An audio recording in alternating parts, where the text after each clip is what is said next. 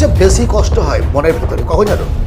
যখন যাকে আমরা বিশ্বাস করি এমন একজন কাছের মানুষ আঘাত করে। কিন্তু একটা রিয়ালিটি কি জানো?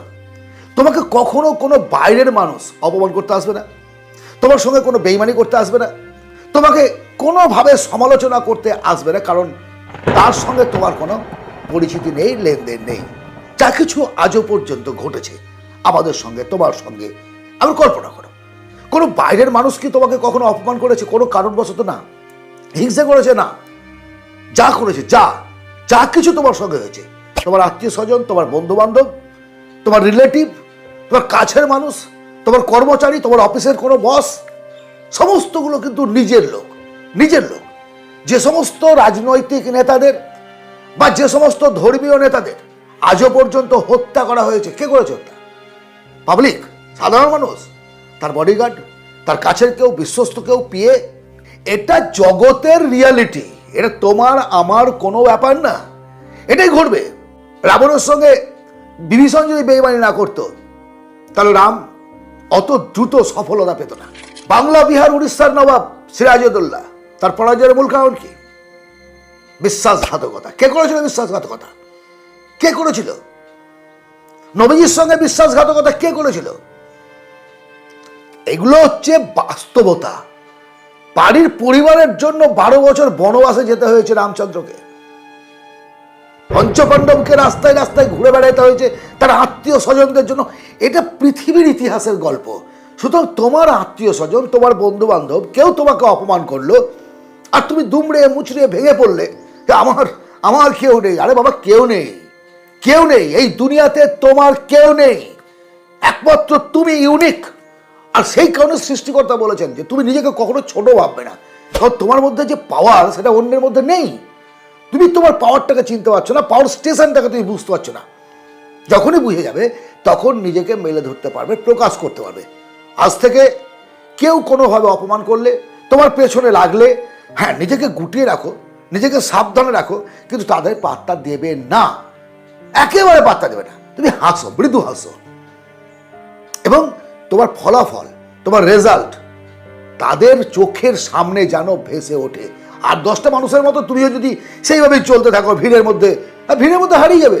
তাদের কি যায় আসে তোমার সমালোচনা করলো না করলো, দ্যাটস নট এ ম্যাটার। কিন্তু যদি সমালোচনা করার পর সেই ব্যক্তিটি তুমি দাঁড়াতে পারো, স্ট্যান্ড করতে পারো, অটোগ্রাফ দেওয়ার যোগ্যতা অর্জন করতে পারো, সেই মানুষগুলো কুকুরের মতো লেজ নাড়বে তোমার পেছনে।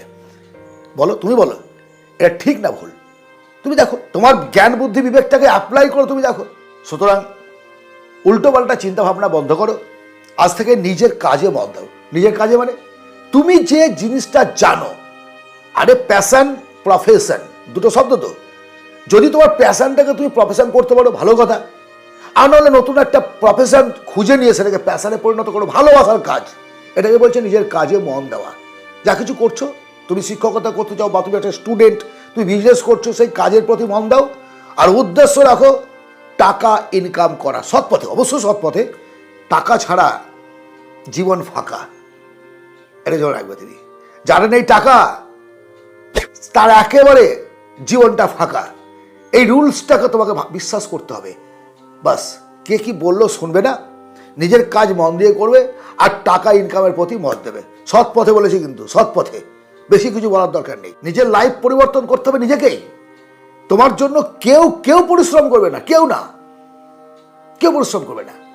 আরে সামান্য ছোট ছোট ব্যাপারগুলোকে নিয়ে মাথার মধ্যে ভরে কিলবিল করছো, রাতের ঘুম হারাম হয়ে যাচ্ছে, অ্যালজোলাম খেতে হচ্ছে, ডাক্তারের কাছে গিয়ে চিকিৎসা করতে হচ্ছে। কি এগুলো কি? তুমি দেখেছো কোনো পিঁপড়েকে দেখেছো? একটা পিঁপড়ে রাস্তা দিয়ে যাচ্ছিল, তার পথ দিয়ে চলছে, তুমি সামনে এখানে একটা পেন রেখে দাও, তুমি হাতটা রেখে দাও, দেখবে হয় সে সাইড দিয়ে যাবে অথবা সে ওপর দিয়ে চলে যাবে। সে তো ঘুরে না, আমার রাস্তায় বাধা পড়ে গেছে, আমি যাবো না, আমি চলে যাবো। পৃথিবীর সবচেয়ে ছোট, একেবারে একটা ক্ষুদ্রতম প্রাণী পিঁপড়ে, সে নিজের রাস্তা পরিবর্তন করেও সামনের দিকে এগিয়ে যায়, পিছিয়ে যায় না। তুমি বলছো বাধা আছে, যাবো না, চল সারা বাড়ি চল, বাড়ি চল। এসব কিছু আমার দ্বারা হবে না, এত বাধা, এত সমালোচনা, এত সব কিছু। পৃথিবীর শ্রেষ্ঠ জীব তুমি দাবি করো।